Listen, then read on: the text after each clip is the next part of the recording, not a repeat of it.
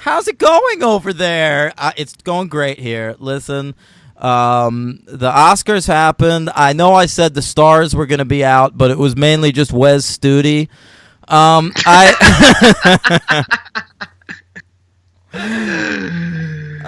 but hey, man, boy, I missed Best Picture and Best Actress. I missed those, but man, I got almost every other category right.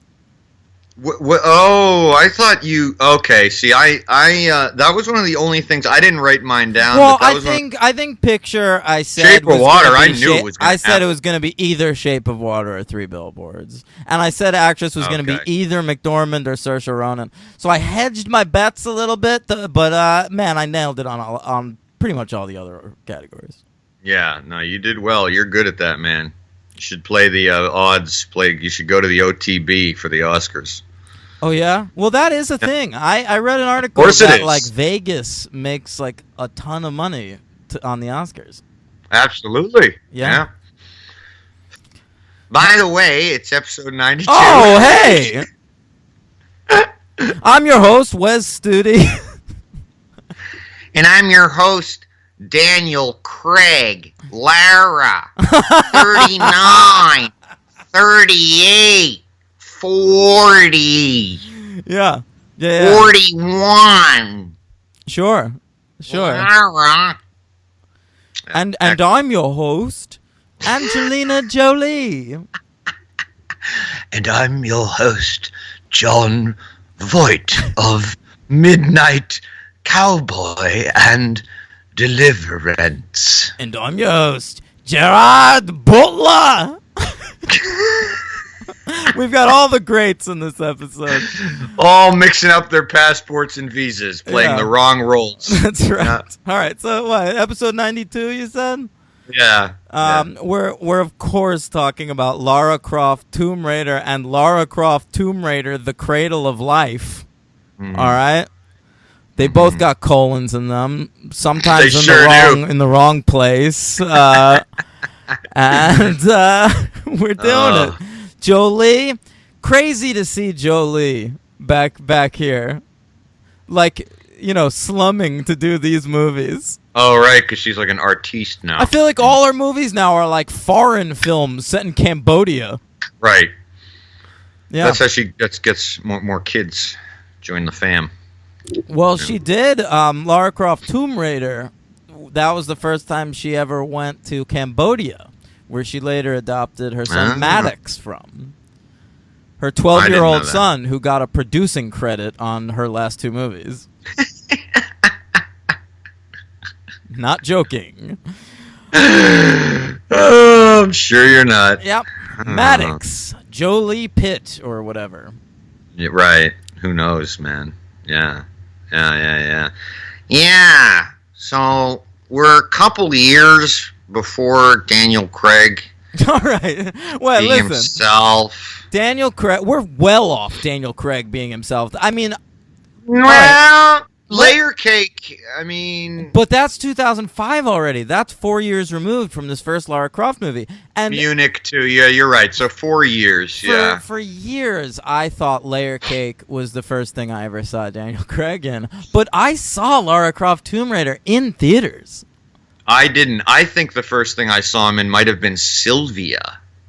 Oh, the fucking Gwyneth Paltrow, Sylvia Plath movie? Yeah, where he plays Ted Hughes, her poet husband. I'd like to throw every copy of that DVD in the oven.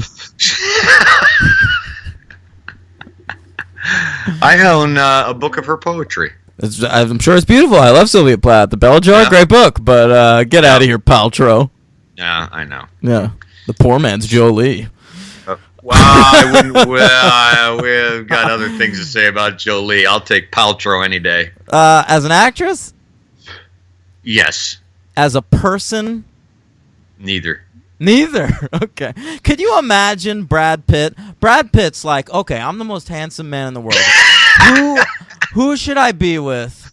He decides. I'll what's the hottest show on TV? Friends. I'll bone the hottest friend. Okay? Right. Then Jolie comes out. He's like, look at this thing. Well, before even Aniston, he's with Paltrow. He's with Paltrow, sure. Yeah, because they were doing Seven together, and they were a couple. So Yeah. yeah. He sees Jolie on screen. She's unbelievable. And I'll tell you what, watching Lara Croft Tomb Raider, I forgot how fucking unbelievable Jolie is. She looks incredible. She is a movie star and a half. And so Brad Pitt's like, I'll end up with her. That sounds good to me.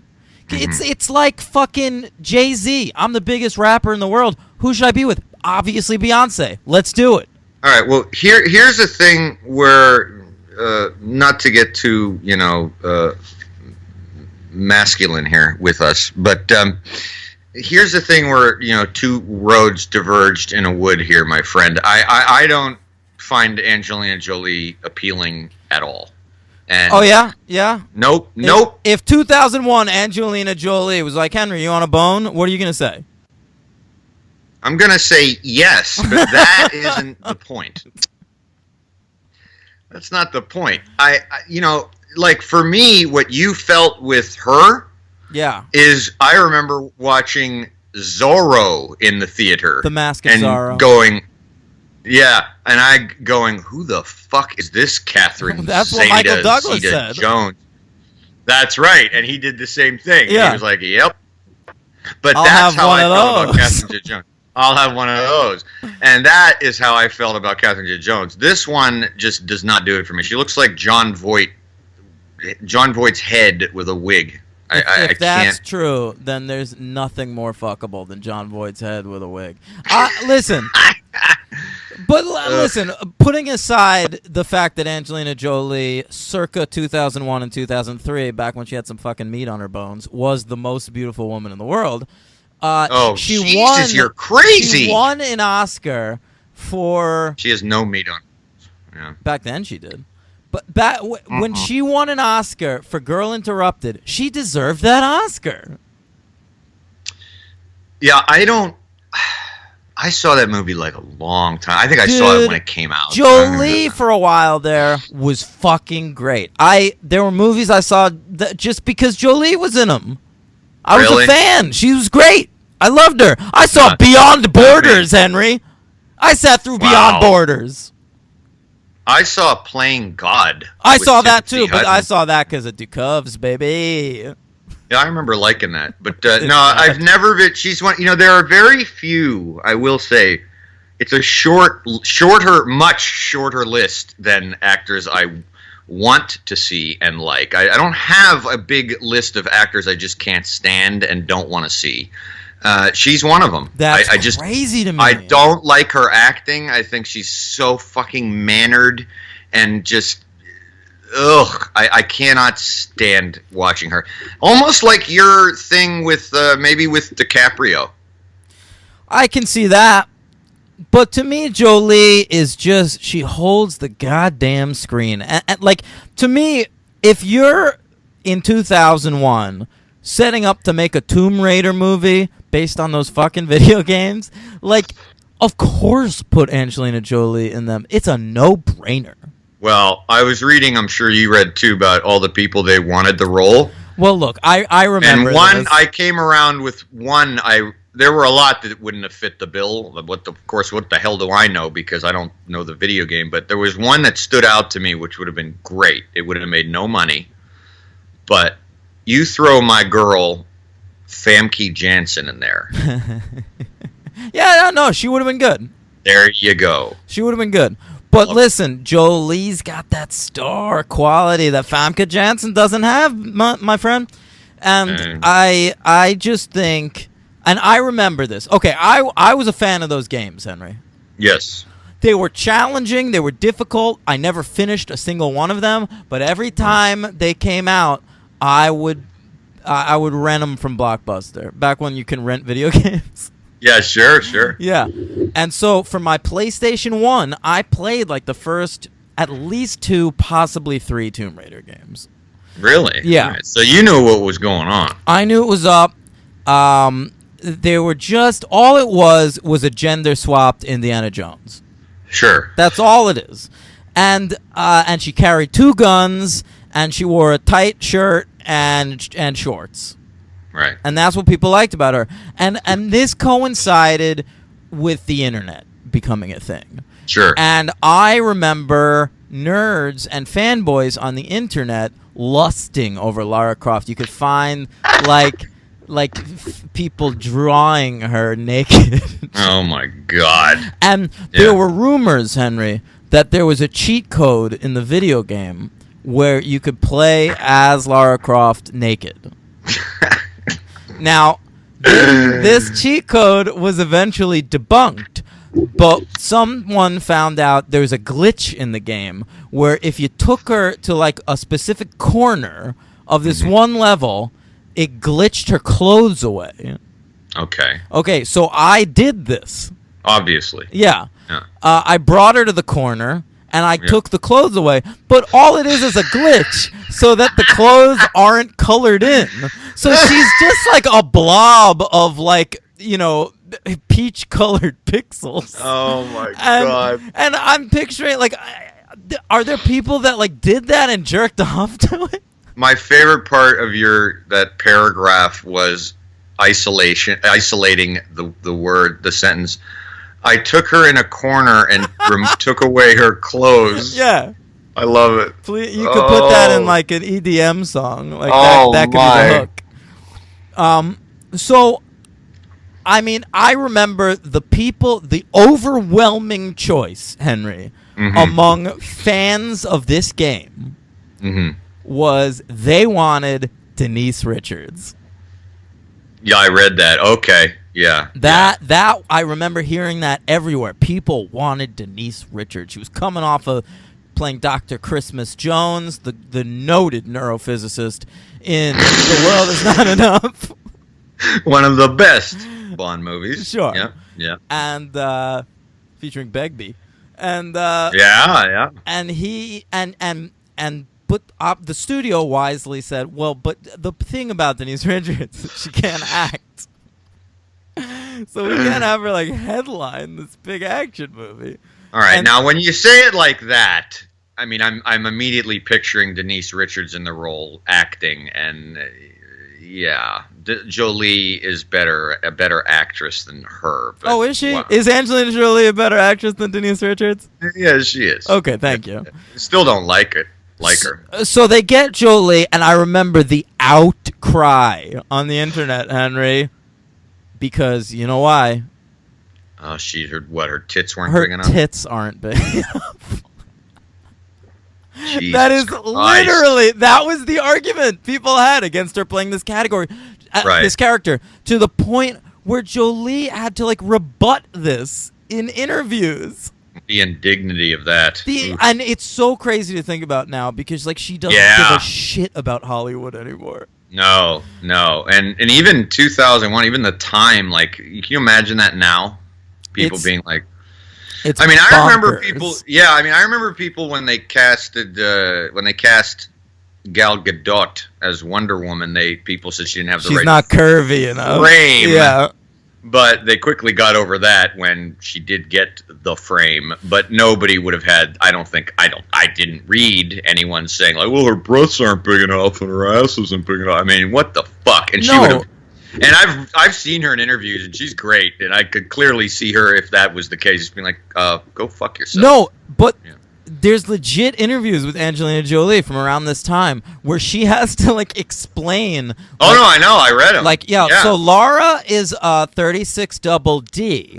Right. I'm a 36C. And so I'm padding up to a 36D to make my boobs bigger, but it would be unrealistic for me to be a 36 double D. So I hope you can... stand the downgrade in boob size of your favorite character here. Oh my lord.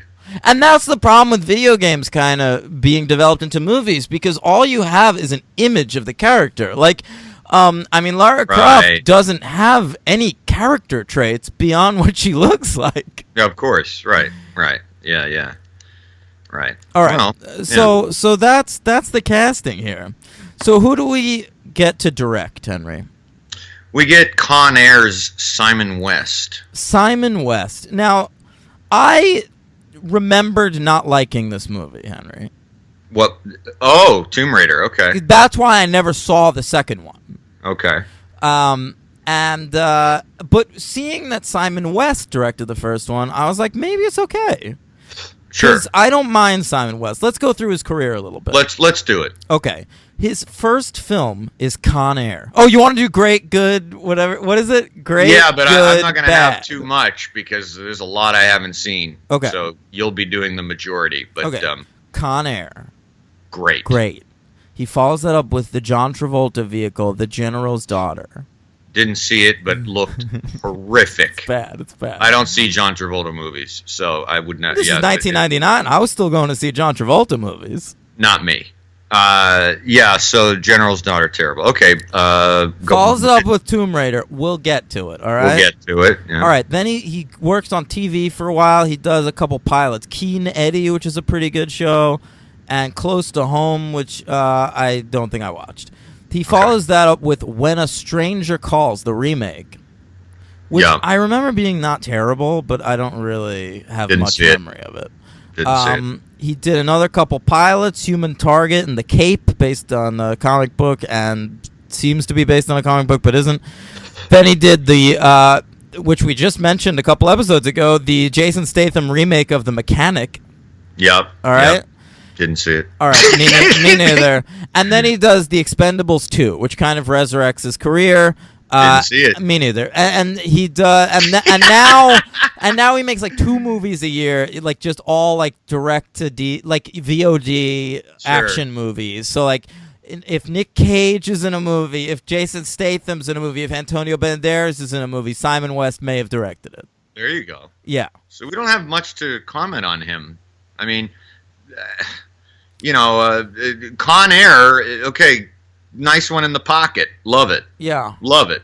He also came up with the idea for Black Hawk Down. I didn't know that. Yeah, and he was like going to direct it, but Ridley decided to do it, and then he went and did Tomb Raider. And so he has like an executive producer credit on Black Hawk Down. Okay, well, it's a very good movie. Yeah. All right. So that's Simon West. Who do we get to write this? You tell me, the writing man. Listen, there are a lot of writers credited to this first Tomb Raider movie. And the reason is they had no idea what they were doing. The movie really lacks an individual voice, and they just basically hired TV writers to come in and work on it. So the final credit, I mean, goes to these guys, Patrick Massett, and what's the other guy?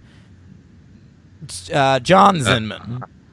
Okay. And they've written for a lot of shows. I mean, notably for me, every season of Friday Night Lights and the Battlestar Galactica spinoff Caprica. They've done some good TV work. But they're just for hire guys here. Right. Story credits to Sarah B. Cooper, Mike Werb, and Michael Collieri. They're just Michael Collieri of Death Wish 5. The Face of Death. Right. They're just TV guys, man. And so they cobbled together a script from all of these scripts. I think Stephen E. D'Souza got in on it too, but wasn't credited. Love it. We'll get to him in the second one, right? And we end up with an hour and 40 minutes worth of movie here. Yes. and they get a pretty decent, while we're doing the credits, pretty decent director of photography, who we've actually covered, who is Peter Menzies Jr., who did Die Hard with a Vengeance, A Time to Kill, Spider-Man 2. How about that? The Incredible Hulk. You love it. Love it. And then some real garbage. Well, can I say, Henry? Please. This movie is garbage. Oh. Were you worried I was going to like it or something? I sure was. Henry, I remembered not liking this movie, but watching it in 2018 for the podcast to talk about and discuss. Yeah. Henry, this is one of the worst movies I've ever seen. It's real bad. It's fucking garbage. I was thinking, I made a note that this is a poor man's Resident Evil. It was reminding me how much I love the Resident Evil movies. Yeah, I want Paul W.S. on this, baby. Oh man, he'd have killed it. He would have this, because you know what? The problem here, I was going to say the problem's the script, but it looks like garbage too. Yeah, it doesn't look good. It's not directed well. It's not written well. Okay, it was released June 15th, 2001, those halcyon pre-9/11 days. Yeah. And a budget of $115 million. And where the fuck is that budget? This movie looks disgusting. Not in the special effects, I'll tell you that. Oh my god, it looked like a fucking video game. It looked like Ray Harryhausen. No disrespect to him. It looked... No, it didn't, though, because he used practical effects. Yeah, true. This is all computer bullshit. So this money's going to probably Jolie and John Voight, wouldn't you say? John Voight? He's in 5 minutes of this thing. Doesn't matter. He's the kind of actor who wants a fee. Oh, you're right. You're absolutely right. Absolutely. Uh-huh. I mean, it is bizarre. It looks like... I mean, if Tomb Raider's a PlayStation game, the graphics in this movie are no better than PlayStation 2 level. No. Yeah. No. I often thought, actually, when I was watching it, I was like, I wonder if the video game looks better. No, not at the time. I mean, the video game looks like garbage. But, like, I mean, it looked great at the time. Well, shit, when I was a kid, fucking Duck Hunt looked great, so, Pong looked great. Oh, yeah? Where's the Pong movie? It's coming. It should be, man. There's a Battleship movie. Yeah. Do it. Do it up. Do it. Yeah. All right. Snakes and ladders. So, Chutes and Ladders. I knew it as Snakes and Ladders. What are you talking about? I thought there was a Snakes and Ladders version. I was pretty sure. That's possible, I guess. I think so. All right. Aren't we getting a Monopoly movie? They've been threatening these Hasbro movies forever, man. Okay. I remember, like, in the 90s and 2000s, every, 2 years, some studio would make a big announcement, hey, we're finally doing it, Stretch Armstrong movie. And it's never been done. The Game of Life. I would love that. The Game of Life, the movie, is just, in the bedroom. Right, yeah. right. Just do Scrabble. Little Children. That movie, Little Children. They could have called that The Game of Life. There you go. I like it. So it's 2001. Dan and me, you want to tell everybody what we did for our list? Not yet. Let me just go through some of the stats real quick. Oh, yeah, please. Budget of $115 million. Box office of $274.7 million. So it's not like a gigantic hit, but it's a hit. It's a hit. Yeah, I mean, certainly enough for them to no-brainer make a second movie in 2 years. Yep. This was nominated for 2 MTV Movie Awards. Awesome. Yeah.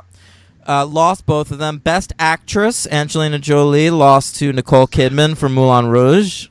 Okay. And it was nominated for Best Fight Scene. Really? Yeah. Okay. Wow. And it lost to Rush Hour 2. Oh. Fascinating. Skibbity bop. Yeah. And it was interestingly nominated for Best Actress at the MTV Movie Awards, nominated for Worst Actress at the Golden Raspberries. I get that. Jolie lost to Mariah Carey for Glitter. Get out. Yeah. I love that. That's fantastic. Yeah. And for the year, it came in at number 15. It did slightly better than Dr. Dolittle 2. Okay. Which I have a big problem with. Can I air my grievance about Dr. Dolittle 2? You might have done this. Have I? I don't know. Go ahead. Is it about the way it's spelled? Yes. Maybe I've just heard it. Go ahead. The first Dr. Dolittle, they spell out the word doctor. And in the second one, it's abbreviated to DR. Big problem. Drives me nuts. Big problem. In the old Leonard Maltin movie guide, they wouldn't be together. You'd have to search them separately. That's great. Yeah. Maybe that's why they did it. Because what else would you do with that movie? Just, let's fuck with Leonard Maltin, make him do some work. When are we covering Dr. Dolittle? 2024. Surely we have to cover Beverly Hills Cop first. I fucking hope our introduction with Eddie Murphy is at least. Have we not covered Eddie Murphy? No. Yeah, there's 48 Hours. There's Beverly Hills Cop. Nutty Professor. Dr. Dolittle. He's a franchise king.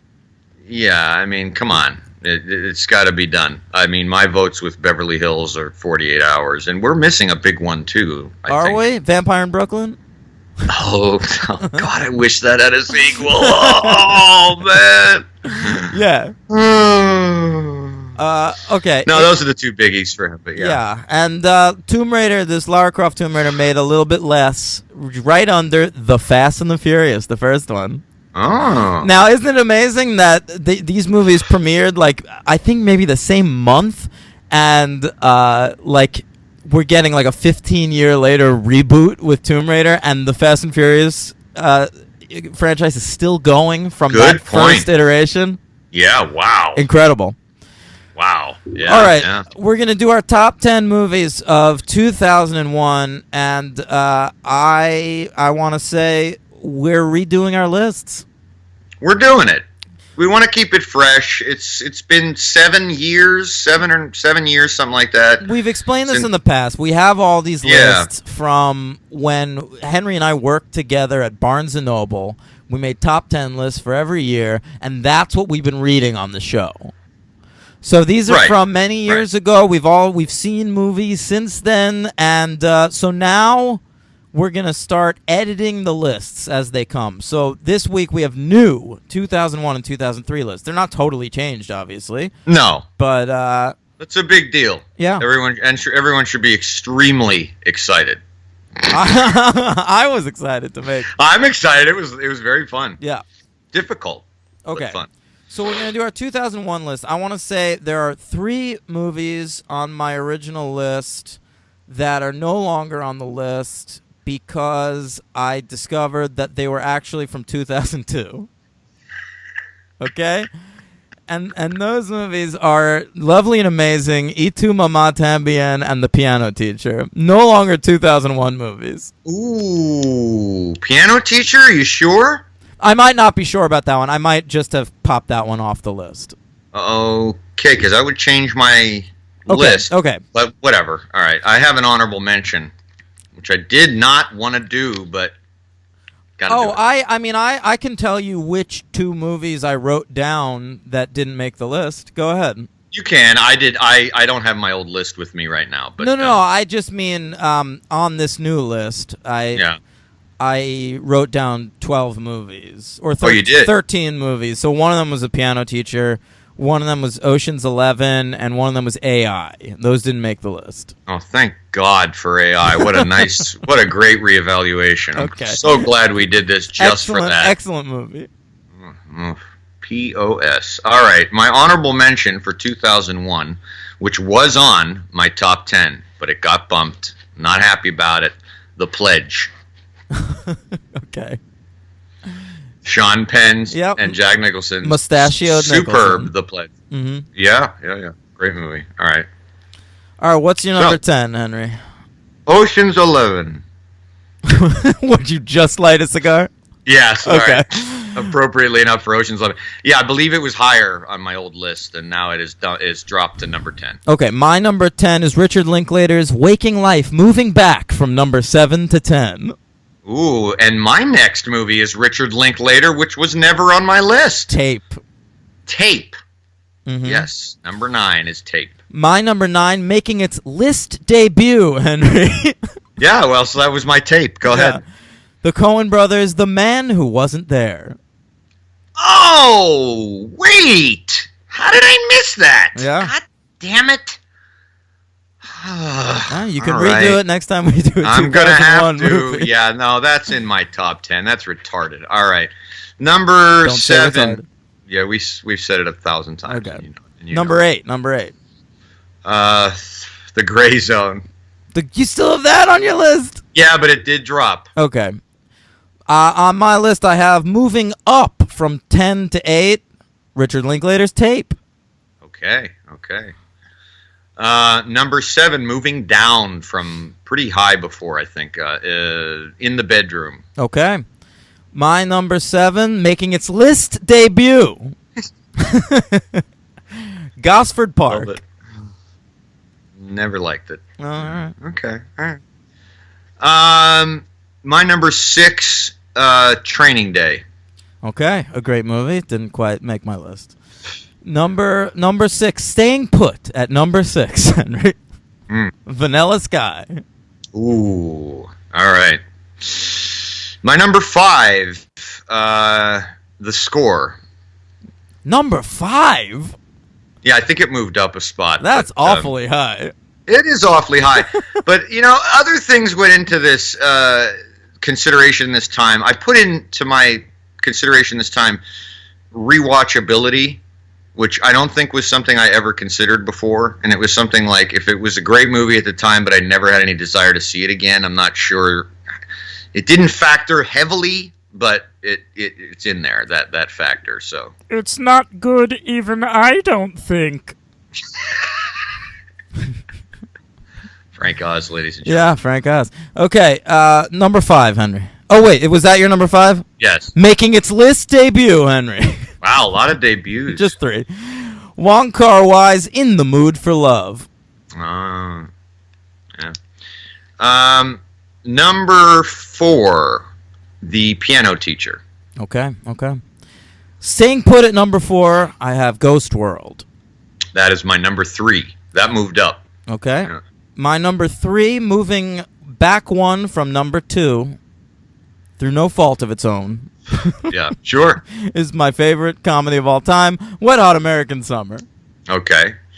I believe my number 2 stayed where it was, Vanilla Sky. Okay, yeah, I think that's true. Moving up 1 from number 3 to number 2, I have Mulholland Drive. Okay, all right. And the number 1 movie of 2001 it didn't change for me. Didn't change for Dan. Royal Tenenbaums. Still Royal Tenenbaums. Yeah, I was pretty certain it wouldn't change, but as I was doing it, I was wondering, and then it was still no contest. So there you go. No contest. Okay. Lara Croft, Tomb Raider. Holy shit, dude. All right. We open with Lara fighting a robot. Yeah. That's how we're opening. Sure. Just razzling a robot. And then we find out that she's in her own house. This is like her training room. It's like the Danger Room in the X-Men. There you go. Now, the reason they have the Danger Room in the X-Men is because the X-Men is a thematically rich concept where you don't need fight scenes in every X-Men story. Right. But because of the requirements of the superhero genre, you have to put a fight scene in every story. So the Danger Room gets that out of the way by just showing them train in a superhero battle for a while, and then they could go off on their own adventures. Right. In this movie, we get this opening sequence of Lara Croft fighting a robot simply because we need an action scene in the opening credits, and the way the movie is plotted out, nothing happens for 45 minutes. Very good point. Yes. And we also need to hear Lara Croft's mixtape. Oh, you mean Lara's party mix? Yes, Lara's party mix. She pops that on the old CD player, and and she goes dancing through the house. Actually, no, she doesn't put it on the CD player. She puts it on using a tape deck in the robot, right? Something like that. Right, right. Yeah. So she's been home this whole time. I don't understand why you do this sequence. If you really need an action sequence this early in the movie, and if it's just a gender-swapped Indiana Jones, just have her on a mission. Yeah, very true. Just have her returning home from a damn mission. Yeah, it's true. Yeah. And I don't know about you, but I mean, because I don't know how much you remembered the movie, how well you remembered it, but I don't know why, but I knew instantly that this was a simulation. Is it because it looked like garbage? It might be. I mean, but I've never seen the movie before, so it could have been anything. It could have been real, but I just knew right away. I was like, "Oh, this is a training sequence." I didn't remember. It fooled me. And I was right. Yeah, it didn't fool me. I remembered almost nothing about this movie. I remember they're constantly talking about clocks. I remember that. Yes. And I remembered Jon Voight being in the movie a lot, and I was wrong. He's only in it for one scene. No, they just paid him for that one. And thing. he's dead the entire movie. He shows up at the end of the Got movie that like right. this is fucking Contact, and just very chats true. with his living daughter for a minute. Yeah, it's true. So after the training sequence, we get to meet Lara's other henchman. She's got like a tech guy, because you need one of those in every one of these movies now. Yes, so he's sort of the Justin Bartha of this movie. Yeah, much better. But much better than Justin Bartha? Well, I like Noah Taylor as an actor. Me too. He plays Adolf Hitler in Preacher. That's what I know him from. He plays Adolf Hitler in Max. He does? Yes. Oh, that's right. He fucking does. He plays Hitler twice. Ooh, he's a good Hitler. Maybe that's weird. He's a great Hitler. Yeah. It's on his CV, as they say. Sure. Special skills. Yeah. The annihilation of the Jews. I can play a good Hitler, and they're just going to let me do my own accent, not try to foist another one on me. I saw him recently in a very good Netflix miniseries called Deep Water. I heard good things about that. Yeah, it's excellent. Okay. Yeah, he's very good in it. Yeah. Noah Taylor. Her other guy is this fella, Ian Glenn. Is that the actor's name? Well, that's the villain. Oh, that's the villain. Fuck. Okay. So Resident Evil's Ian Glenn. Oh, that's right. Yeah. What's that? Isaacs? Is that his name? Right. Yeah. Yeah. She's got this butler in this movie, like a goofy butler, who is a character in the game. I kind of remember. His name is Hillary. Very funny. And very funny. He's the guy from Red Dwarf. That's all I've ever seen him in. I read that. I didn't. I had never seen that. I was just worried that the whole time he kept guarding his emails. It was very strange. What's that a reference to? That was a joke. Hillary. Got it. Got it? Okay. Yeah. It's pretty good, actually. Thank you. Yeah. Was he, in the basement of this mansion, was he holding a child sex ring disguised as a pizza parlor?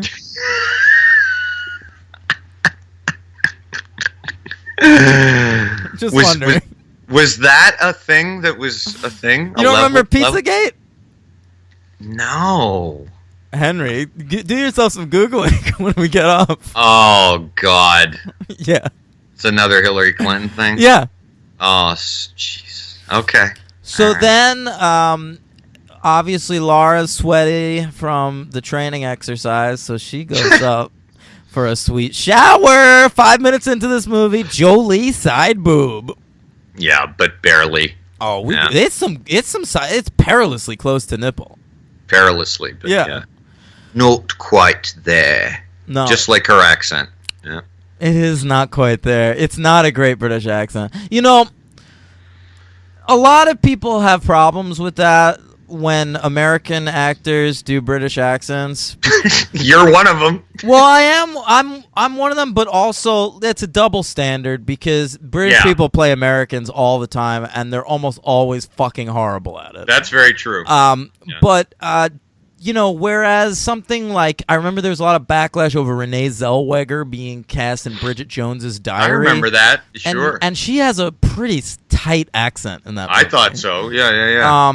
Jolie, not so. Not so at all. No. Yeah.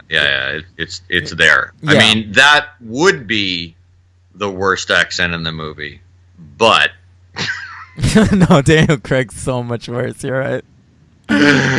He's doing my favorite American accent, though, Dan. Just flat. I'm flattening my accent. Yeah, it's the Peter Ustinov accent, where he used to make fun of American accents, and it was so funny because he didn't go for the traditional Southern drawl that a lot of people just. Most people either go Southern or New York. Exactly, and Peter Ustinov used to do the Daniel Craig thing. which is just like, hey, I own a white picket fence, and I count from 39 to 38. That's some great real estate. But then it cuts in, and then Craig Can will I just... get a hamburger and French fries? And then, right, exactly, but then, like, at the end of a word, sometimes Craig will be like, can I get a hamburger and French fries? It's just great. It's actually pretty entertaining. I'm not even kidding. It's pretty entertaining. He's horrible in this movie. Well, here's my question to you.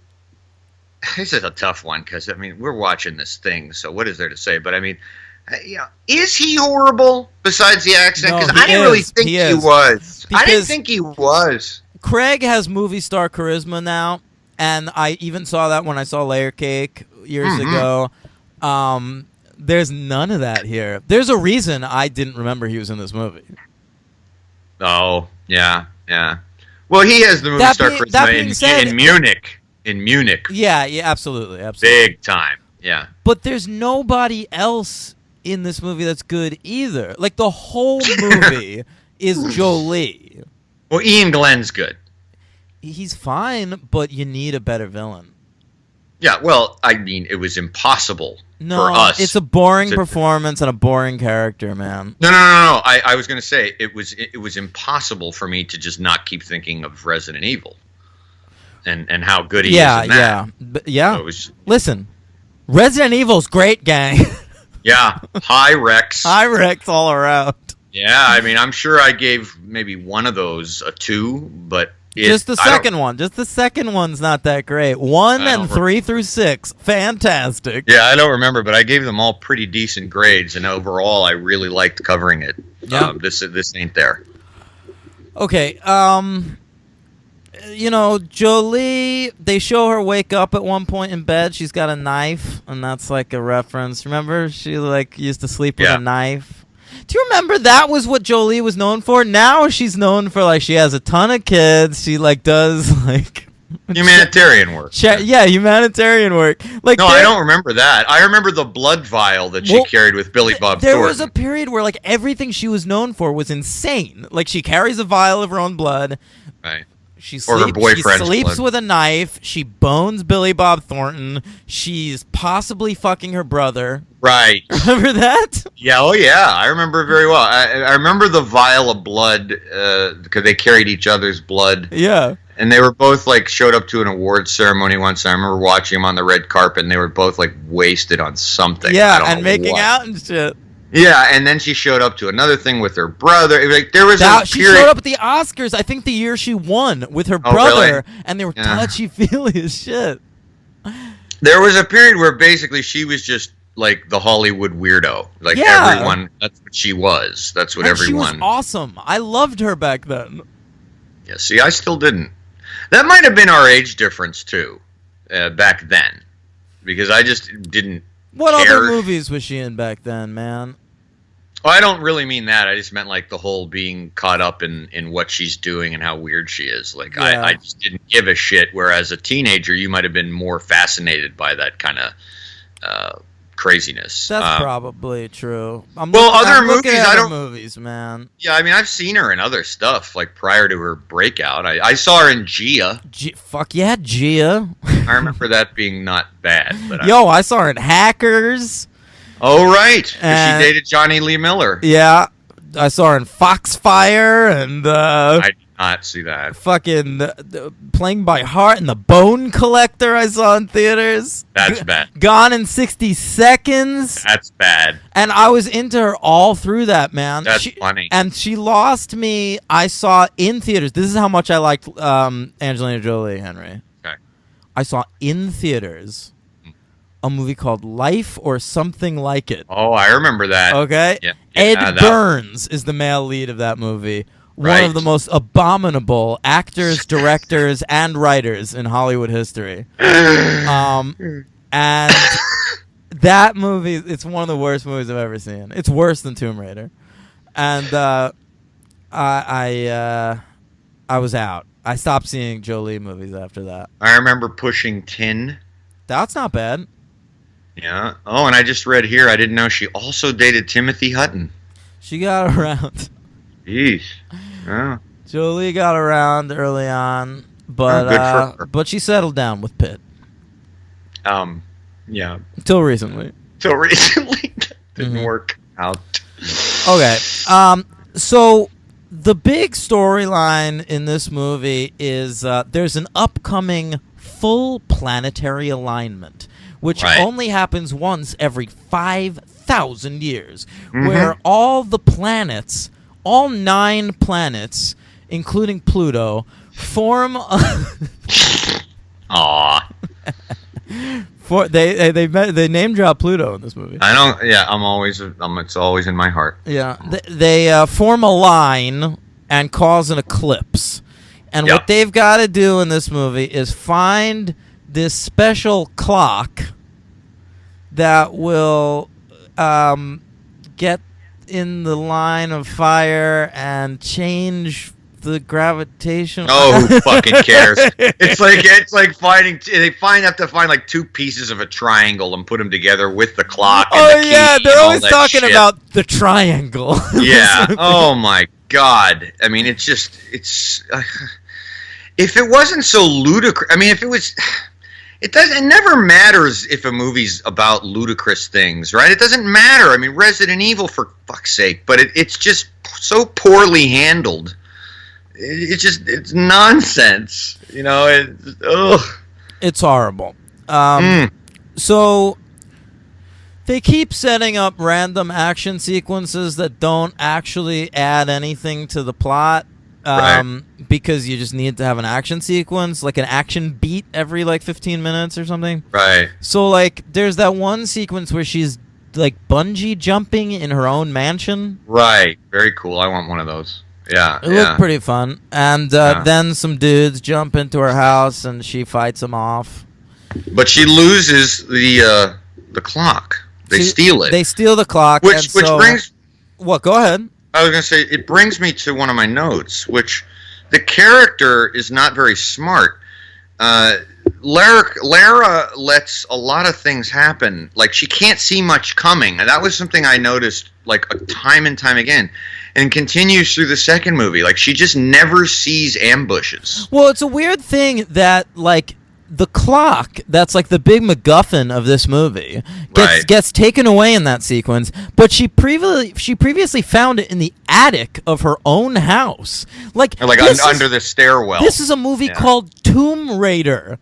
Right. Don't find shit under the stairwell. Go raid a tomb. Yeah. Right. And it just, she's not a detective, this one. Yeah. I mean, she can't really. Her friends are always in jeopardy. She's always getting guns. And she never knows who her friends are. No, I mean she's not very. Listen, she knows like, she has Hitler and Hillary. That's a Hitler given. And Hillary. Hitler and Hillary are down with her. But every other guy in these movies, your Daniel Craig's, your Gerard Butler's in the next movie, like they could go either way. Airing this week on CW, Hitler and Hillary Catch the Fun Adventures. Hitler and Hillary. That sounds like a fucking Dinesh D'Souza movie. Oh, I almost ruined the microphone. Dinesh D'Souza. Yeah. Piece of shit. One of my favorite filmmakers. Fucking asshole. All right. Yeah, so go ahead. I interrupted you. Yes. I don't know. So she has to go find the clock. She follows Ian Glenn around. All the action sequences, like they're supposed to look like Indiana Jones, but it uses so much shitty computer generated stuff that it ends up looking more like fucking Xena or something. Looks more like Phantom Menace. You know, the whole movie is very... it doesn't look like Phantom Menace, dude.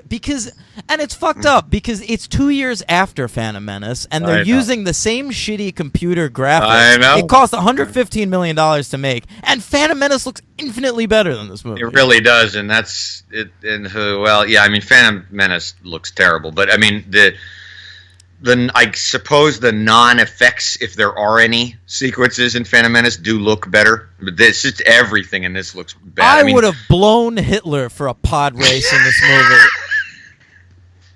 movie. That's the first time and last that sentence will have ever been said on planet Earth. Mm. How about the rock zombies? Did you like those? So stupid. And that's a thing that keeps happening in these movies is like things will turn into like enemies, like easily destroyable enemies. Anytime there's a statue, and the reason is it's a PG-13, it's a soft PG-13 movie, and the trademark of Lara Croft is she's always got 2 guns. That's from the game. Right. She's shooting 2 guns at all times. 2 guns. And you can't 2 guns. Yeah. It's a real Mark Wahlberg Denzel situation. I saw that movie. Yeah. Ugh, I didn't. It was anyway, a mistake. Fucking she but it's PG-13, so she can't actually shoot anybody.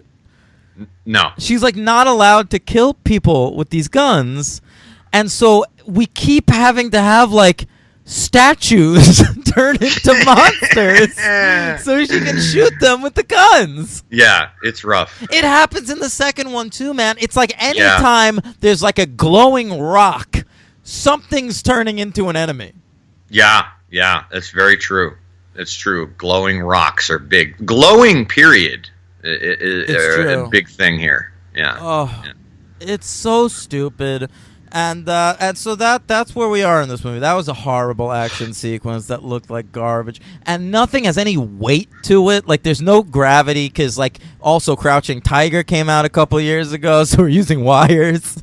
It's just yeah, sure. It's an awful movie. So she ends up underground with the villains, with this like steampunk replica of a solar system, and. All the planets are color-coded, and Ian Glenn admits that he murdered her father.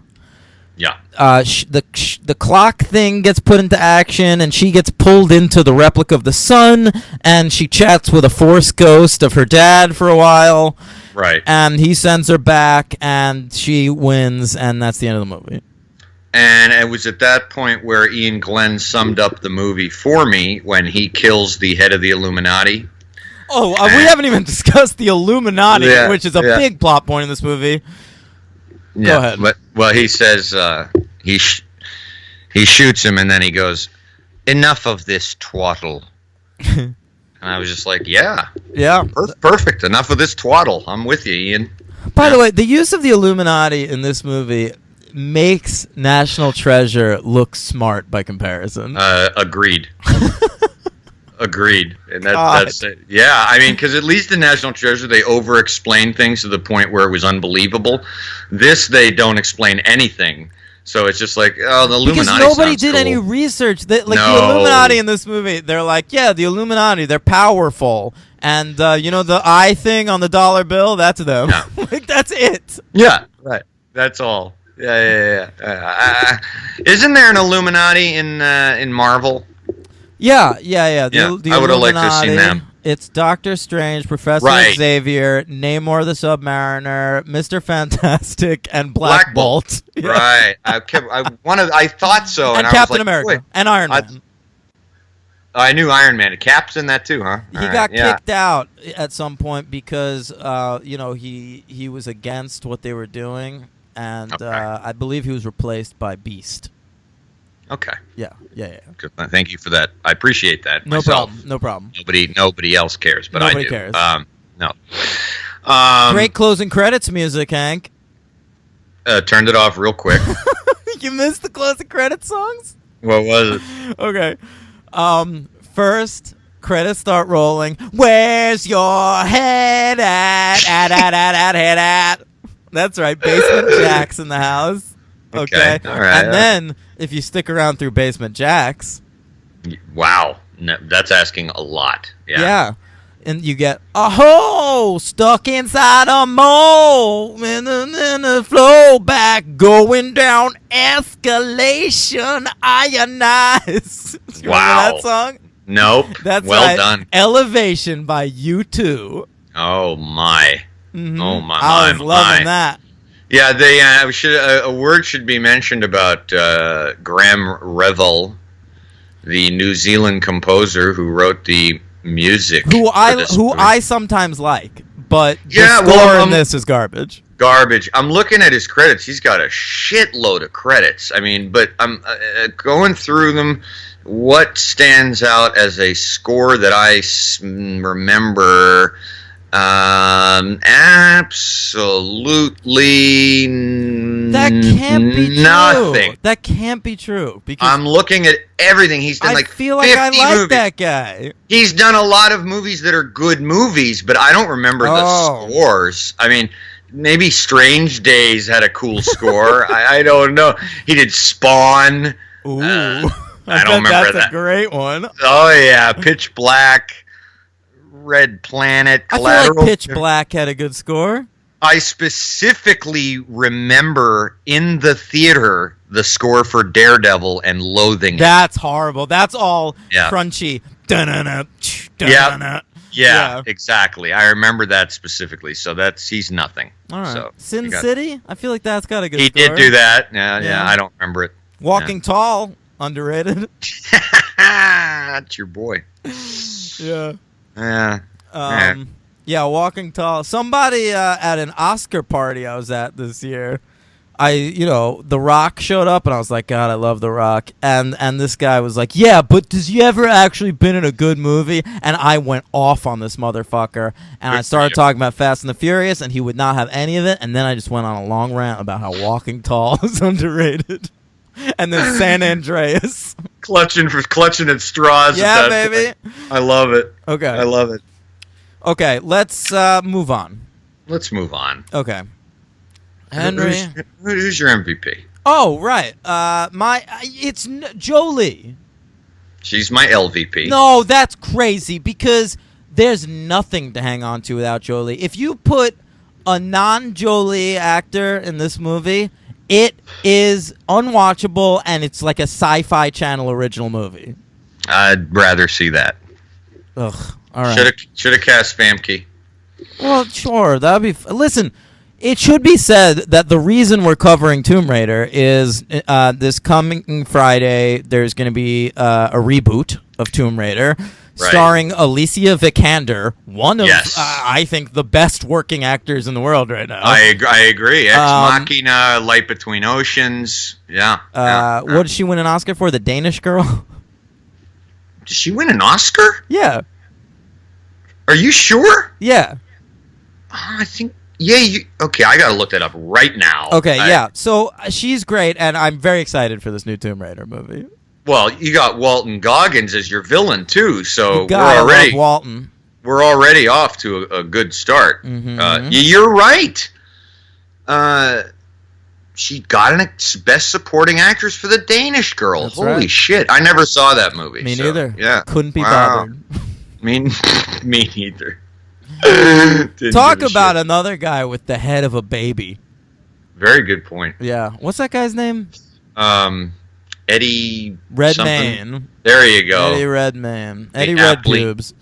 He's yeah. I mean, I saw him in Jupiter Ascending and The Theory of Everything, and I was like, I will never watch a movie with this fucking guy ever again. I saw The Theory of Everything. It was fine in that. I mean, but very forgettable. Yeah. All right, so 2 years later. No. Wait, whoa. Oh, sorry. MVP for you is Jolie. My MVP is Ian Glenn. Okay. My LVP is your LVP. My LVP is Daniel fucking Craig. And that's only going by actors. Like, if I'm going to go... I was just going to say, Simon West, this movie just looks like trash. But if we're going by the cast, I think Daniel Craig is awful in this movie. And we didn't get to something that I was going to bring up, but it's okay because it'll work in the next movie. Just remind me to bring up slow motion. There's not that much slow motion, is there? Oh, there's a good deal of it. I wasn't distracted. When it happens, it's great. What? How many stars are you giving this? I'm giving this 1. I am as well. I was almost going to give it a 2. I wasn't close to a 2 on this one. Yeah, I love it. I was almost going to give it a 2 for possible professionalism and having been carried out. I don't think it was a professional-looking production. Yeah, I mean, but then I This slid movie down. was made for $115 million. The fact that Yeah. they had $115 million to make this movie, and this is what they put on screen, is That's- mind-boggling. No, I agree. So 1 star. Ooh, Yeah. yeah. All right. All right, Henry, Moving on. 2 years pass.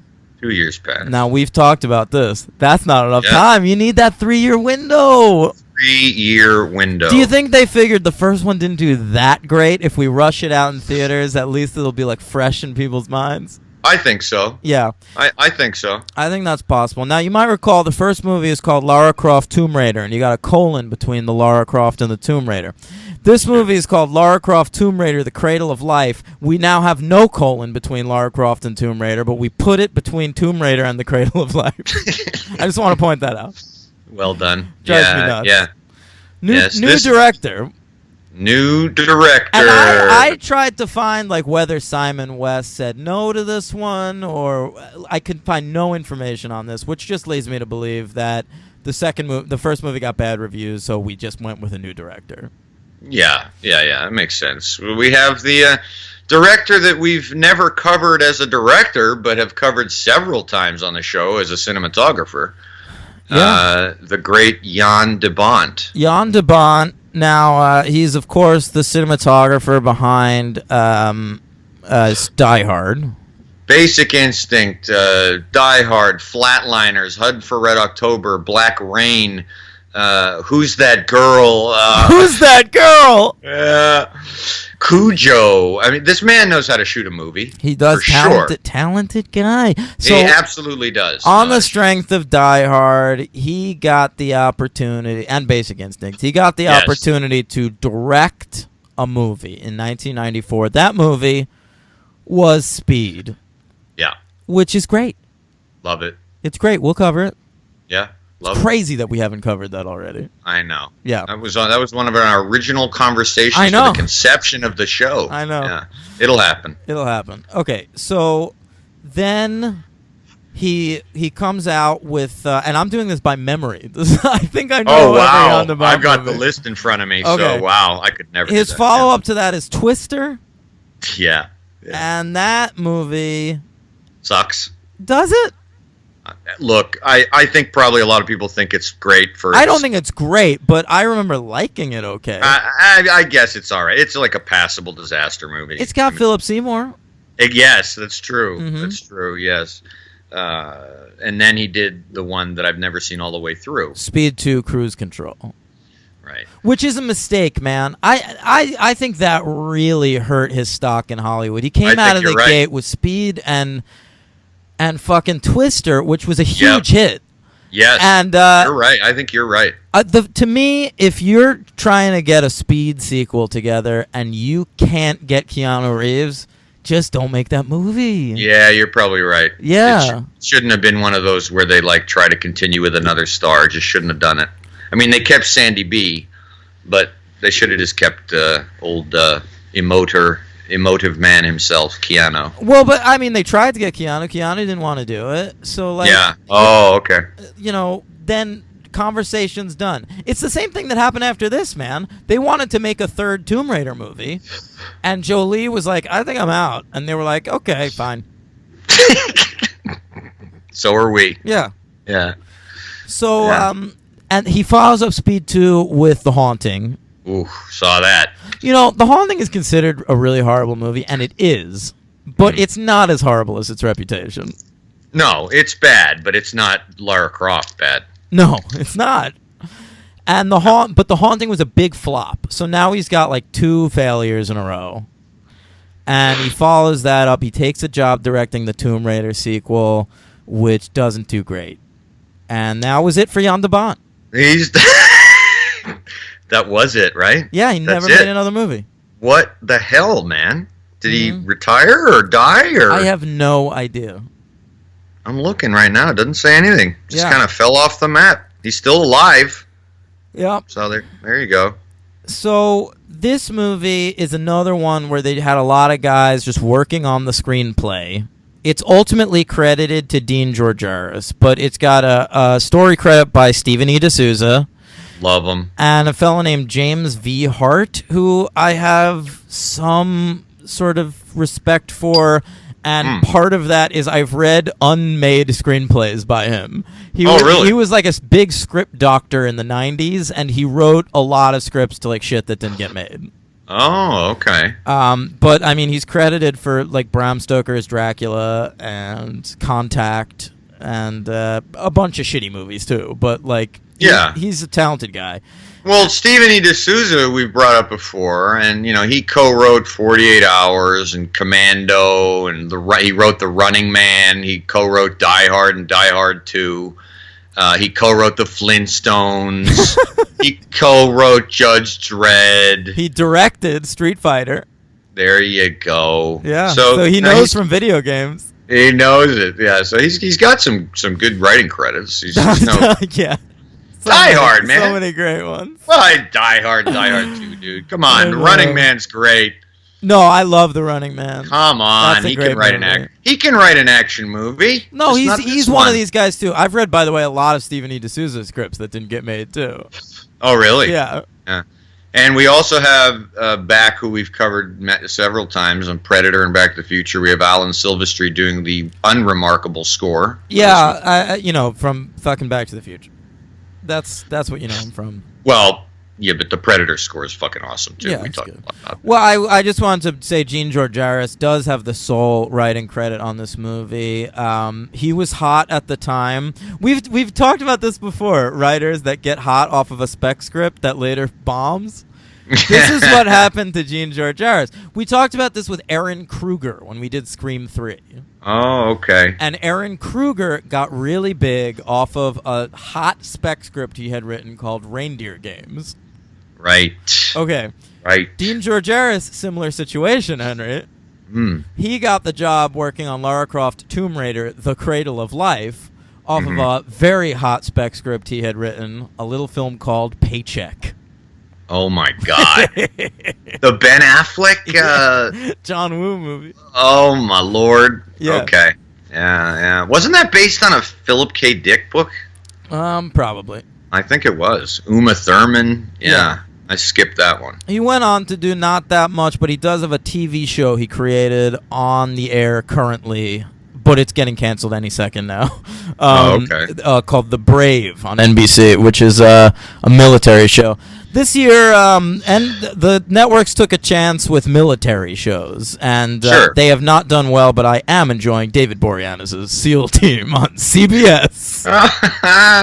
Oh, by the way, I forgot my superhero count, but for the first one? Yeah. Here, hit me. Hey, it's real quick. Ian Glenn was in Kick-Ass 2. Was he?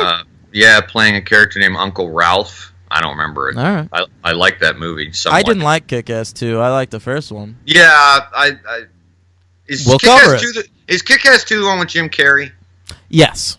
Okay, I'm sorry. I didn't like that either. Mm-hmm. Noah Taylor, of course, playing Hitler in Preacher. Oh, I was going to say, what, he play Super Hitler in something? But he kind of did, yeah. All right. So all right. Lara Croft Tomb Raider, The Cradle of Life is released July 25th, 2003. I'm skipping this baby in theaters. I skipped it. I watched it for the first time for this podcast. Comes in at a smaller budget because the first one wasn't a massive hit of $95 million. A lot more practical effects in this movie, which I appreciate, even though there's some shitty CGI. Yeah. And the box office of 156.5. So not really good, but they were still going to make a third one. Never got around to it. Right. Comes in at number 45 at the box office. Did slightly better than Mona Lisa Smile. Wow. And slightly worse than a movie which was considered a bomb at the time, The League of Extraordinary Gentlemen. Oh, boy. Yeah. Yeah, sure. Okay. Yeah, so, hey, we have our new 2003 list. Let's do it. Yeah, mine's pretty similar to my old list, but... Not too many debuts for you? Not too many, no. I have two new ones on mine. I think so I only have three. one. I have three new ones on mine. Okay, I'm excited to hear them. Yeah. All right, I have honorable mention, one. Okay, go ahead. X2. Oh, that's one of mine. I wrote down movies that didn't quite make my list are X2 and A Mighty Wind, and a movie that was on my original list that is no longer is The Triplets of Belleville. Okay, yeah. I saw that movie. It's cute. Yeah. Number 10, Henry. Number 10, this dropped down some spots. American Splendor. Ooh, that did drop down. Okay. Yeah. My number 10, making its list debut, is School of Rock. Almost made my list. Mm-hmm. Yeah, almost. Number 9, by your favorite director, 21 Grams. That's his best movie. Listen, whatever you want to say about Alejandro Gonzalez Iñárritu and the fact that his last 4 movies are all obnoxious pieces of shit, his first 2 movies at least are great. My number 9 is moving up one from number 10 is Big Fish. Almost made my list. Okay. It was on my old list. All right. Got bumped. Number 8, making its debut, Old Boy.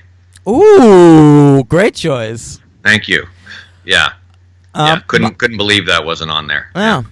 My number 8, moving up from number 9, is an incredibly underrated movie, the remake of Willard. Oh, that is a very good movie. Yeah, I made you watch it. That's right, and Yeah. I loved it. Yeah. My number 7, making a list debut, great Philip Seymour Hoffman performance, Owning Mahoney. I've never seen that one. Yeah, excellent movie with John Hurt as well. Superb movie. Yeah. Number 7 for me, staying at number 7, is 21 Grams. Okay, all right. Number 6, moving down a spot or 2. I'm sure you'll be pleased. The Last Samurai. Oh, God. Why is that on your list? Because it's awesome. Ugh. My number 6, and this is the biggest change, and it's a great movie, but it's moving down from number 3 to number 6, Henry. Ooh. City of God. Oh, that moved on mine too, but not quite that low. You have it at 6 now? Yeah, I have it 6 now. Okay.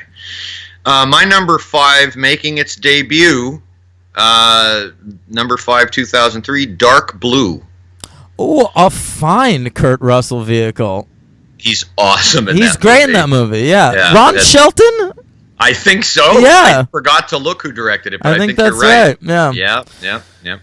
Number 5 for me, moving up one from number 6, is Neil LaBute's The Shape of Things. I never saw that, and I've seen most of his things. Mm-hmm. Yeah. That's my second favorite.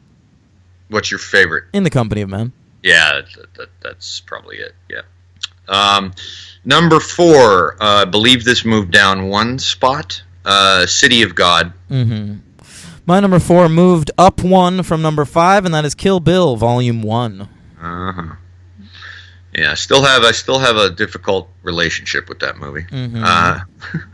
My number 3, which I think was my number 4, but I moved it up. Number 3 is The Station Agent. Man, that's on my rewatch list, Hank. So good. We might be seeing that move on there soon. I do remember liking that movie, but definitely due for a rewatch. Yeah.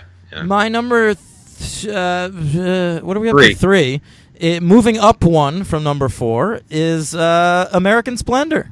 Yeah, sure. Mm-hmm. My number 2 and 1, I believe, stayed the same. Mine too, exactly. My number 2 and 1 stuck. Oh, okay. Mm-hmm. Number 2 for me is one of your faves, Master and Commander: The Far Side of the World. Great Holy Peter Weir shit. movie. The first 10 minutes of Lara Croft Tomb Raider: The Cradle of Life reminded me of Master and Commander. My number 2 is All the Real Girls by David Gordon Green. Right. And the number 1 movie of 2003 for me is still the great Errol Morris documentary, The Fog of War. Yeah. And mine is Gus. Hey, very apropos, Gus Van Sant's school shooting drama, Elephant. That almost made my list, but I haven't seen it in a very long time, to the point where I remembered that I liked it, but didn't want to throw it on my list yet. I think I need to rewatch it. Although I don't know if I really want to rewatch it right now. It's like 80 minutes long, man. Yeah. I remember very much liking it, but yeah. But what about Fog of War? Just real quick, you know? I love that movie, but it's not one of my favorite Errol Morris movies, and I don't know. It just the subject was less interesting to me than some of his other films. Oh, see, and for me, it's like exactly my subject. Oh, it's so in your wheelhouse. Yeah. It's great though. Errol Morris. Yeah. I don't think I've ever seen an Errol Morris movie where I was like, that one sucked. Never. No. Never. He's great. No, he's great. All right. But my favorite is still his first film, The Thin Blue Line. That's fucking phenomenal. Yeah. It's great. Okay. All right. Tomb Raider, Cradle of Life. We got all the credits out of the way. Let's get to that story. Oh, what a story it is. By the way, Even less of a story. it's than the first. even less of a story, and it's 20 minutes longer than the first one. I was so bummed out when I saw that running time. And here's the thing.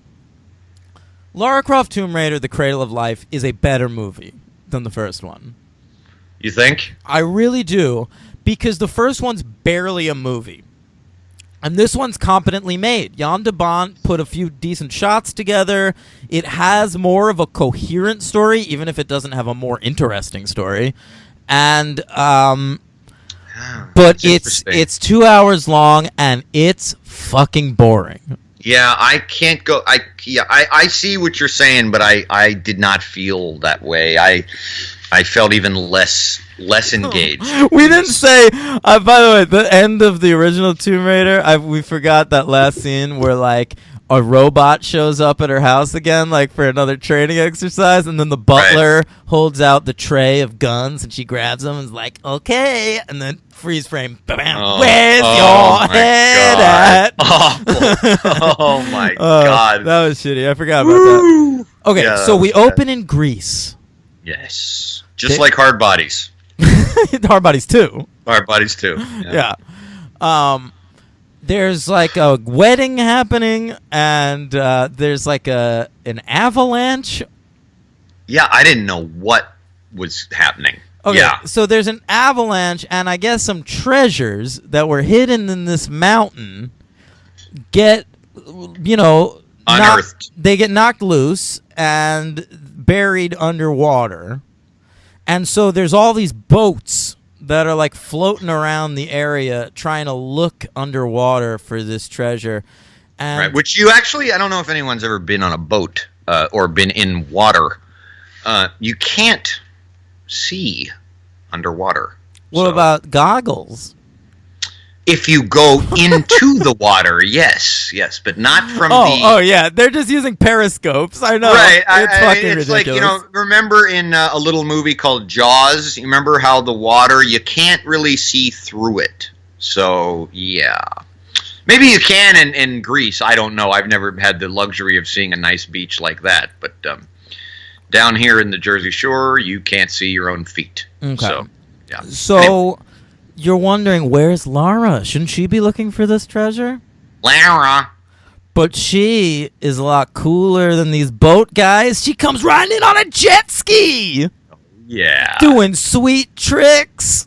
Speaking of flippy-doos. Jaws, isn't that Jaws 3 where they're doing the sweet Yeah, sure. Yeah. water skiing That's formation? water skiing. She's on a Kawasaki. She's on a Kawasaki, and she is also that scene as my first note and one of my last. I have some notes. I have like nothing on this. My note, shark punch. Well, I'm not up to that. That was definitely my number one favorite moment in the movie. It's hard to beat. Yeah. That's great. They go underwater. They're looking for treasure underwater. They've got like scuba gear on. It's her and these like two handsome Greek guys. Right. And they run across a shark, and it's just a cartoon shark. Right. It looks like the fucking star-kissed tuna fish. It's no better than anything you've seen in Sharknado, honestly. Yeah, sure. I mean, I haven't seen them, but I believe you. Yeah, it couldn't possibly be worse. Yeah. So they go down there and they find some shit. This whole movie's about finding Pandora's box, which is stupid because that's not real. No. It's an Aerosmith compilation, I believe. It is. That's true. It is an Aerosmith compilation. Yeah. Pandora's box. Although that's probably worse than this movie, so I don't know. No, maybe not. You know. No, I like some Aerosmith tunes. Not many. Well, you know, their best one is obviously "Dude Looks Like a Lady." That would fly today. So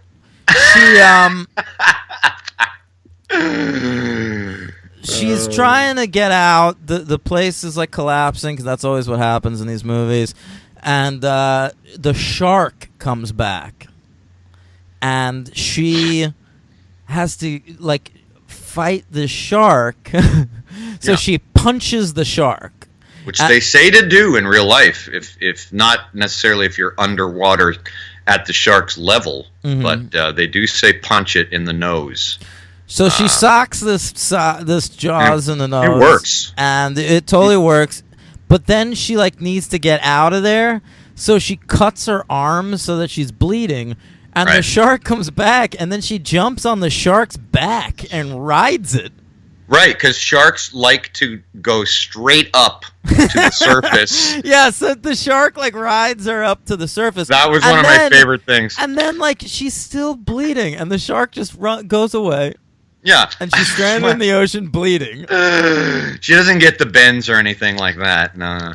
I mean, I'm not looking for scientific accuracy here. I'm not looking for marine biological. At this point, I'm looking for this movie to be over. That's all I'm looking for. Well, that's what I'm looking for, too. But it was pretty funny watching that shark just do like a complete 90-degree angle trip to the shore. That was great. That was enjoyable. Yeah. Yeah. So try it at home. See how it works. We set up our villain in this movie, which another Munich actor who's he's a biological terrorist. Yeah. And he wants to find Pandora's box, but he doesn't want to use it for a biological weapon. He wants to like unleash it and like kill half the world's population or something, so he can rule the world or some shit. Right. He's played by Saoirse Ronan. No, he's played by Ciarán Hinds. I'm sorry, I got the wrong. Yeah. Right. Now, Ciarán Hinds, I can't believe he's the villain in Lara Croft Tomb Raider: The Cradle of Life, and 14 years later, Zack Snyder was looking for a villain for his Justice League movie and was like, get me the Tomb Raider 2 villain. It's too bad to see an actor like that in a role like this, because he's a real actor. He's okay. He's kind of a poor man's Alfred Molina. Oh, I don't agree with that. I don't agree with that at all. I think he's excellent. He's superb in Munich. He is excellent in There Will Be Blood. You remember that? No. He's Daniel Day-Lewis's right-hand man in that movie. Oh, shit. Yeah, man. No, he's good. He's good in the Sigourney Weaver miniseries, Political Animals. Thank you very much. He's very good in Tinker Tailor Soldier Spy. He's a very good actor. Come on. All right. Well, he's fucking sucks in this movie. Fair enough. He's I apparently can't play a villain. Well, apparently he can. Steppenwolf. But can't. Yeah. He'll be in your superhero account, I assume? Yes, good guess. Okay. Yeah. He's got 2 to his credit, actually. Oh, we'll find out. Yeah. So, he's working with, like, the Yakuza or something. Might as well be. I don't know. And that was boring, because now we're just getting the Chinatown episode of Tomb Raider. Right. And I don't like Chinatown or Native American Reservation episodes of procedural dramas. Yeah. He is a crime lord, Chen Lo. Chen Lo, right. And he's another villain, another fucking boring villain. There's a lot of karate scenes. And there are. No, I was just laughing at the way you delivered that. A lot of karate. Well, it's one of the things, like, saving- we're trying to save money, so there's, like, practical effects in this movie. Right. So there's, like, hand-to-hand combat more. Yeah. There's a few less gargoyles turning into real gargoyles. Yeah, it's true. There's Even though there are some. There are some. We still got some wicked slow-mo going on. Yeah, what's going on with the slow-mo? I don't know. I mean, all I could think of, I couldn't really remember anything in Speed that was slow-mo, although I'm sure there probably are a couple shots. So I was thinking of Simon West, and there's actually a classic slow-mo shot from Con Air. You know the one I'm talking about, that they always show whenever you've seen that movie. In Vegas? Oh, I forgot about that one. No, the one where Cage is running away from an explosion, and it's like full-bodied Cage. That's a and great shot, though. Yeah, and the wife beater and the wig. It's a great shot, and so I think Simon. They both tend to like these slow-mo things, but they don't work in these movies. Yeah. No, they don't. Much like it. Yeah. So, so the MI6, right? The British Secret Service. They go to Lara, and they want her to find Ciarán Hinds and to get the Pandora's box before he can. Right. For the forces of good. And you know why they go to MI6 and get her. What? Instead of James Bond. Because at the time it's 2003 and James Bond is MIA. That's true. They haven't found Daniel Craig yet, and so the Pierce Brosnan's been fired. Do you think James Bond exists in this universe? Like it's fucking Ready Player One or some shit? Absolutely. He's there. He's on a sabbatical, drinking martinis on the beach, all that kind of thing. So yeah, weak ones. They have to go to Lara Croft. Who's the next, best thing? Like, is Lara Croft the next best thing? No, I was trying to think of who would be, but I had no joke. Yeah, who is the next best thing? I think you get Lee and Jackie Chan and Chris Tucker. Oh, there you go. Yeah, they couldn't get it. They were in China. Mm-hmm. Yeah. Okay. You get they escape from Chenlo using this like flying squirrel parachute thing. Gerard Butler makes his entrance. Oh, wait. I meant to introduce Gerard Butler. Please do, because I got to say, I didn't think he was too bad in this. I'm ready to get on board with that. Well, I'm surprised. Yeah. But I was surprised at myself. I mean, I have like no opinion of that guy. I do. He fucking sucks. But, okay, that's what I thought. But he's got a little bit of charisma in this movie. He does. He actually does. Yeah. And you know what part of it is, man? I'm so used to him doing an American accent. Oh. And he does a garbage American accent, and he's just a Scottish guy in this movie. There you go. Good choice. Yeah, he's my MVP. So. He's mine, too. Oh, look at that. Gerard Butler, the MVP. Could you believe it? I could not. We'll be coming across him again. Sure, many times. Many times, yeah. Well, what will we come across him in? 300? Oh, the 300 and the Olympus has fallen, right? Of course, Olympus has fallen. They're making a third one of those, so we could cover it. Oh, awesome. And I'm trying to get back, when we do 300, I'm trying to get Zack Snyder back on the show for that. I'm sure we can get him. He's available. Listen, and God willing, there will be a Geostorm sequel. I'm fingers crossed. I know it didn't make any money, but boy, did I love that movie. Good luck with that. Yeah. So Gerard Butler, he's like in jail. This is like it reminded me of Fast 8, Fate of Furious, where like the only guy in the world that can help us with this is Jason Statham.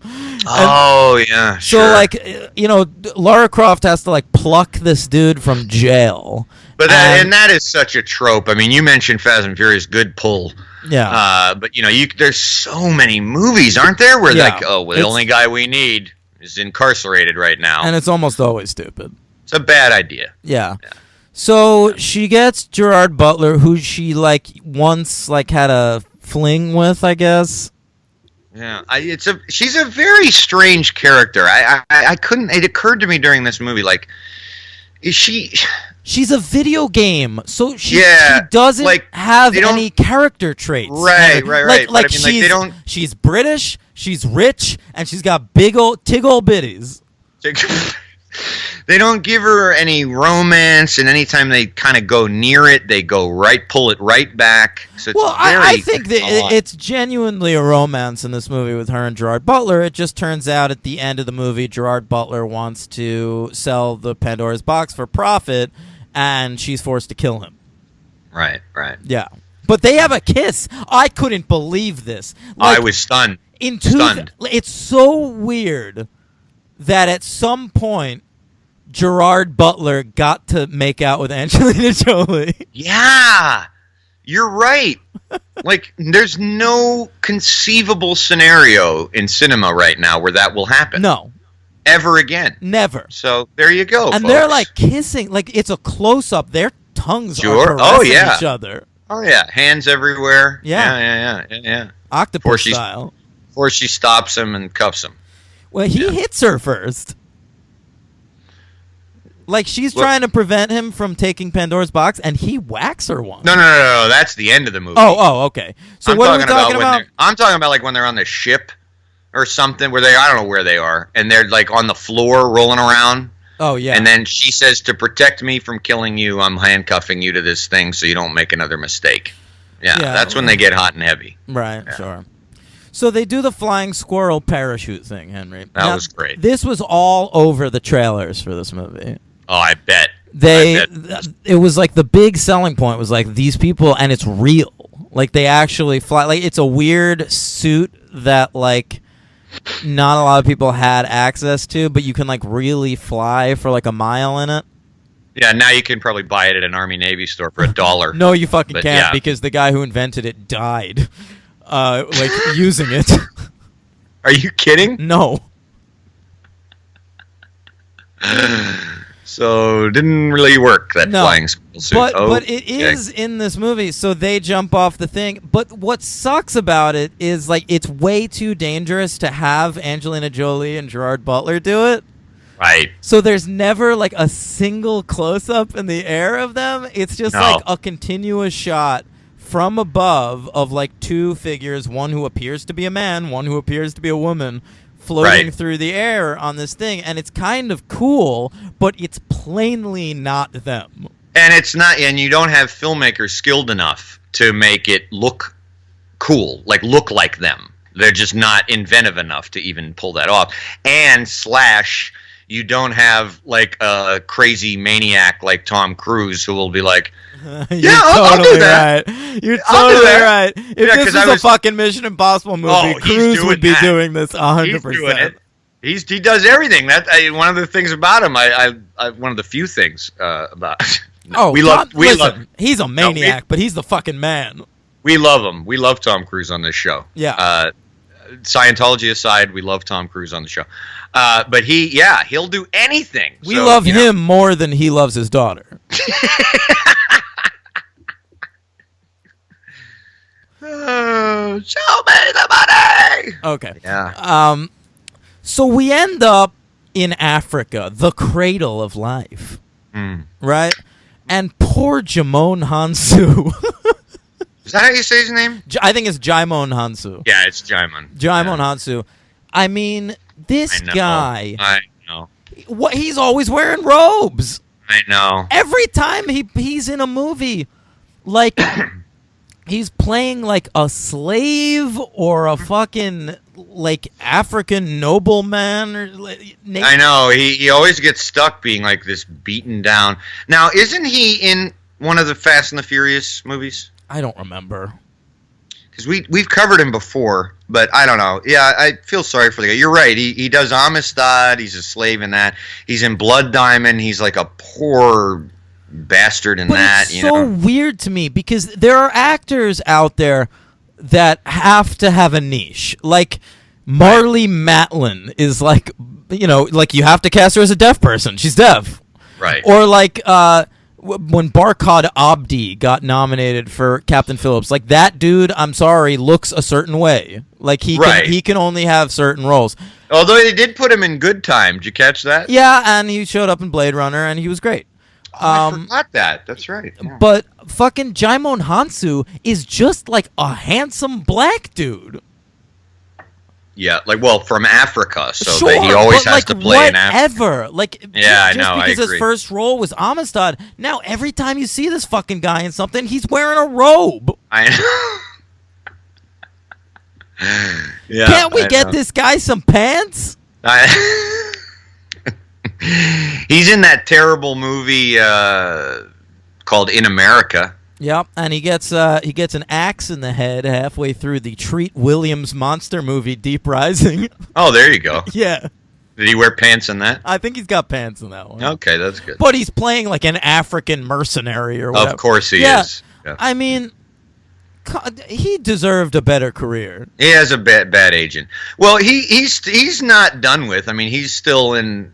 He's in Guardians of the Galaxy. I mean, he's still making Oh stuff. yeah, he had 4 lines in that.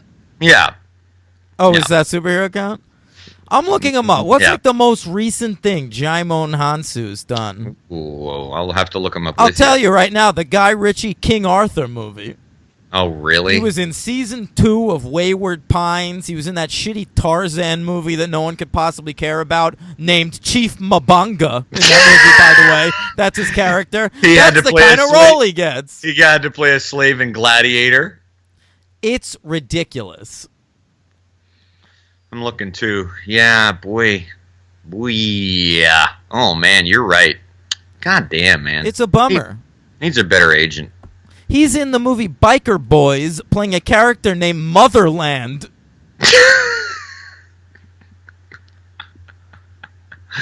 Ugh.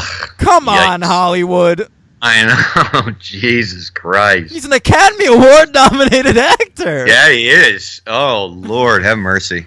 All right, so he's like pals. Lara Croft has like friends all over the world. Like they end Sure. up in like Japan, Like James Bond does. Yeah, he ends Yeah. up they end up in Asia at one point, and there's just like a little old lady that knows her, and and in then like Jaimon Hansu is pals with her. They like go into like the heart of Africa, and they get fought by these African orcs or some shit. Yeah, these shadow who the fuck rock monsters Yeah. again.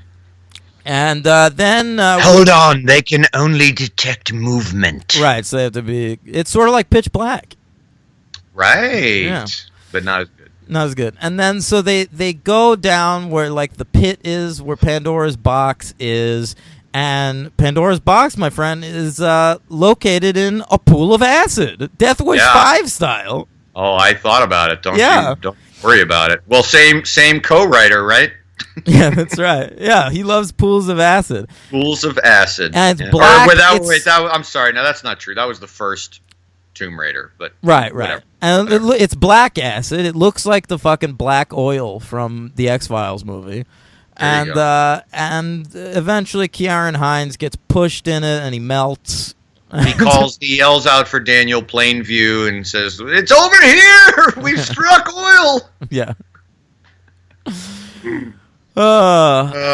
Man. Jolie makes out with Butler and then kills him. And then they get out and everything's fine. And they're in Africa. And she runs into her sidekicks, Hillary and Hitler. Right, And they are doing some kind of ceremony, and they don't know what it is, and it turns out that they accidentally married each other, and then we get some great gay panic humor, and that's the end of the movie. Excellent. Well done. Well done. And then over the closing credits, Korn! Oh, is that why I turned it off so quickly? One of the worst fucking things ever to hit. Ugh. Henry? Yeah, you were a big fan. I when was you were- already over them by 2003, but Okay, good. I was a big Korn fan for a few years of my life. Okay. I saw them live at Madison Square Garden. Really? Yep. What a nightmare that would have been. Great Oof. show. Opening act, Henry. Yeah. Pre-fame. Nobody knew him. A little band called Stained. Jesus That's right, Christ. baby. And described a night of torture for me. it was heaven for me, Wow. Henry. Heaven. I had their first 4 records. I used to listen to those babies backwards and forwards. But the song over the closing credits in this is a song called "Did My Time," which is, I believe, from their 5th album. So that was after my time. I think you're right. Yeah. Great stuff. So that's the movie. That's those 2 Tomb Raiders. MVP, LVP, Gerard Butler as their MVP. A part of me wants to go, just because it would be fun, 2 episodes in a row to give a pool of acid the MVP. That would be amazing. I think I'll go with that. I like it. I like it. That's way better than mine. Yeah, my LVP, I have it written, but after this conversation, sometimes it changes. I'm changing it. Yeah, I had written down John DeBont, but I'm going to go with Sharon Hines because I love that guy, and what the fuck. That's my LVP. Yeah. He sucks. Superhero. Star rating. Oh, you also get the Dandy Warhols after Korn in the closing credits, which is... Boy, you really stick around. I like I love early 2000s. What music is playing over the closing credits? Yeah. I get it. Yeah. Star rating for this? I have half a mind to go 1 again, but I think there's just enough here for it 2. All right, I have a full mind to go 1. Okay.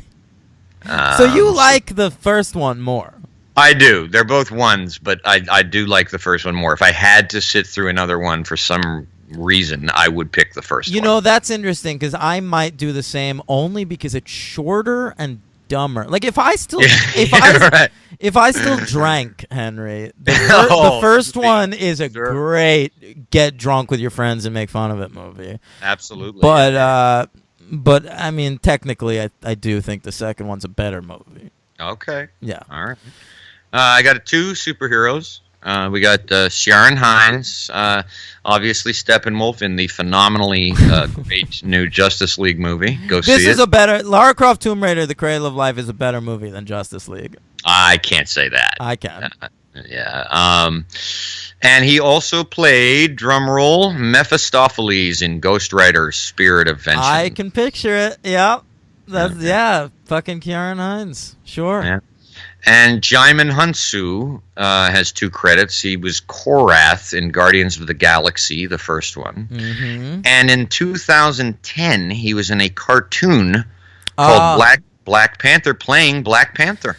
Yep, I remember it. I'm not sure if it's a cartoon or a motion comic. It might have been. It might be a motion but comic. I think it was based on Reginald Hudlin, who's a filmmaker of some note. Yeah, I know that name. He directed House Party, but also some other movies, and he did run writing Black Panther, and I think that's what that little cartoon thing is based on. Okay, all right. Yeah. All right. By the way, where's Jaimon Hansu? After years of playing, can't do it, huh? After years of, I mean, you don't have to have him play Black Panther. Put him in them. He could have been the guy with the big thing in his lip. He